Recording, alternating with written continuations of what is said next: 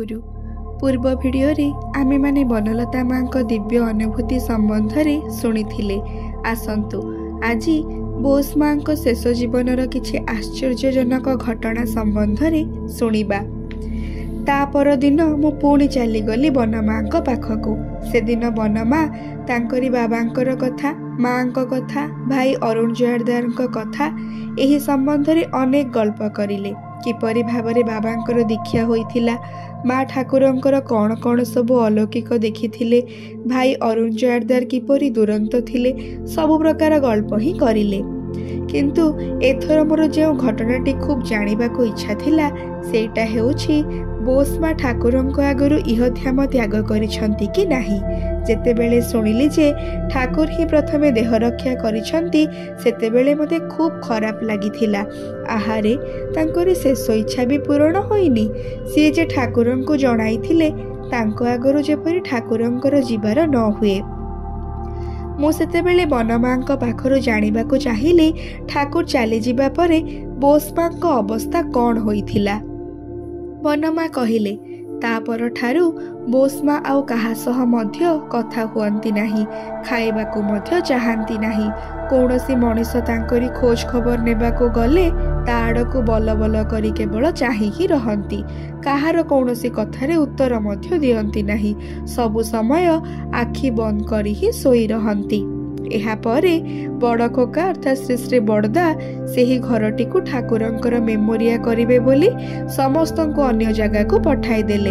छोटो दीदी अर्थात काजल रो मां को रंगीन भिलारे रहिबार व्यवस्था करिले। आउ बोस मां को एही सामना गोटिए घरे रहिबार व्यवस्था करिले। कही बनलता मां जेउ घरे रुहंती तार सामना दिगरे थिबा अनेक गुड़िए घर मध्यरु गोटिए घर आड़को निर्देश कले। एहार आखपाखरे थिबा घर गुड़िकरे जेउ माने रुहंती सेमानंकु बोस मां को देखाशुना करिबार दायित्व दियागला। एही सबु व्यवस्था बड़ खोकार तत्वावधान रे ही होईछि। मु प्रश्न करिली से माने ठीक भावरे देखाशुना करुथिले। बनमां कहिले जे जेतेबेले समय पाआंती देखाशुना करंती। तांकरी तो कौनसी ज्वाला नथिला, सारा दिन मढ़ परी आखि बंद करी ही सोई रहंती। मु प्रश्न करिली एपरी भावरे से केते दिन रहिले। बनमां कहिले एपरी बेस किछि दिन तो थिले, ठीक भावरे मने नाही। तेबे सी जेउ दिन मरीगले सेही दिन गोटे आश्चर्य घटना घटिथिला। मु उद्ग्रीव हेली घटनाटी शुणिबा पाई। बनमां कहिबारे लागिले शेष आड़कू न खाई एकाथरे बिछଣା सह लागि जाइथिले बोस मां। आखिरे लेंजरा, मुहरु लाळ, बिछणारे पाइखाना परिश्रा करि दियंती अनेक समय रे। किए केते देखिबो, केवल जे जेतेबेले तांकरी घर सामना दे जांती थरे सेकुली खोली दे देखि जांती। केही केही परिष्कार करिबा पाई मध्य चेष्टा करंती, किंतु किपरिबा करिवे। एकदम बिछଣା सह मिसी जाइथिले बोस मां। हलचल मध्य करि हेउ नथिला। बाहर पटु सिकुली दिया होई थाई। से दिन केही जणे सिकुली खोली देखिबाकू जाई देखिला गोटिए कला कुकुर बोस मां को मुंड पाखरे बसी मुह आड़को नुही तांकरी गाल को चाटी देउछि, मुंड को चाटी देउछि। करुण चाहाणी रे बोस मां को आड़को चाही रहिछि।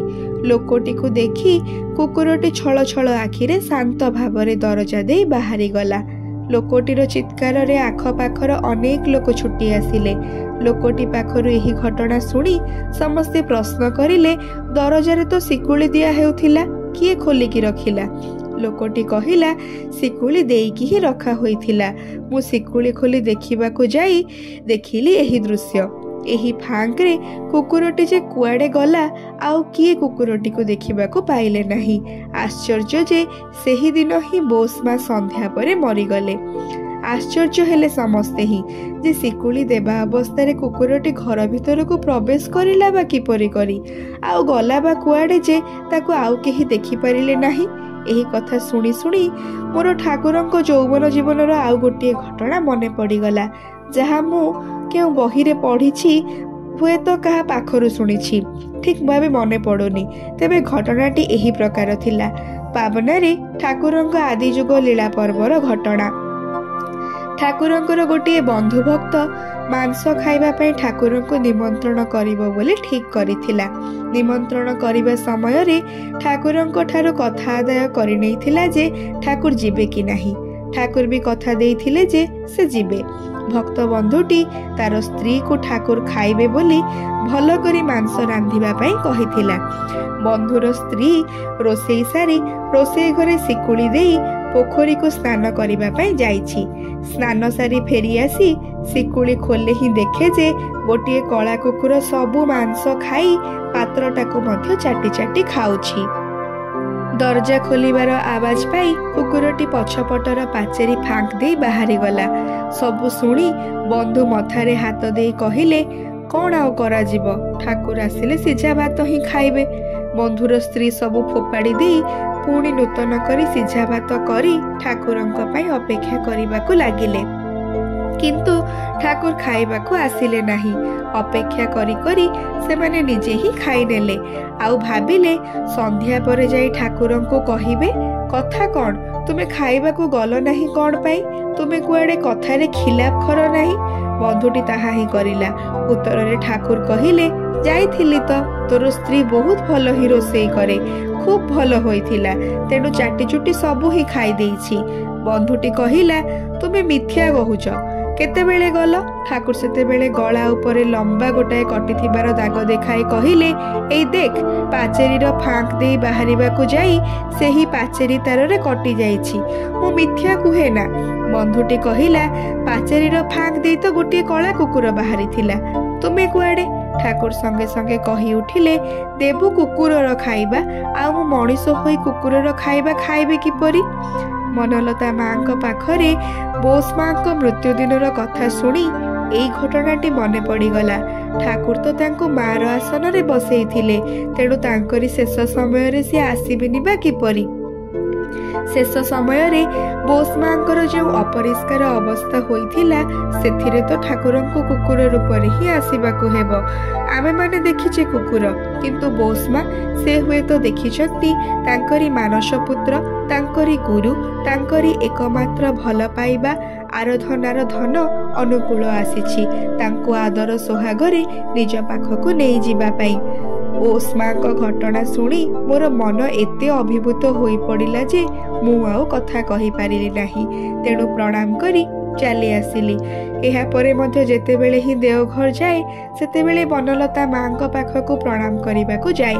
ଆମମାନଙ୍କ ଭିତରେ ନାନା ରକମ ପାରିବାରିକ କଥା ହୁଏ, ଠାକୁରଙ୍କ ବିଷୟରେ ମଧ୍ୟ ଅନେକ କଥା ହୁଏ। ତେବେ ତାହା ନୂଆ କିଛି ନୁହଁ ବା ଲେଖିବା ପରି ବିଶେଷତ୍ୱ ମଧ୍ୟ ନାହିଁ।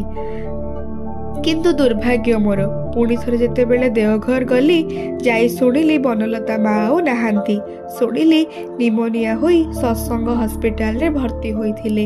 ସେଠାରୁ ହିଁ ସେ ତାଙ୍କରି ପ୍ରିୟ ପରମଙ୍କ ପାଖକୁ ଚାଲି ଯାଇଛନ୍ତି। ଆଜି ପାଇଁ ଏତିକି। ପରବର୍ତ୍ତୀ ଭିଡ଼ିଓରେ ଆହୁରି ନୂତନ ନୂତନ ଘଟଣା ସମ୍ବନ୍ଧରେ ଜାଣିବା। ଜୟ ଗୁରୁ।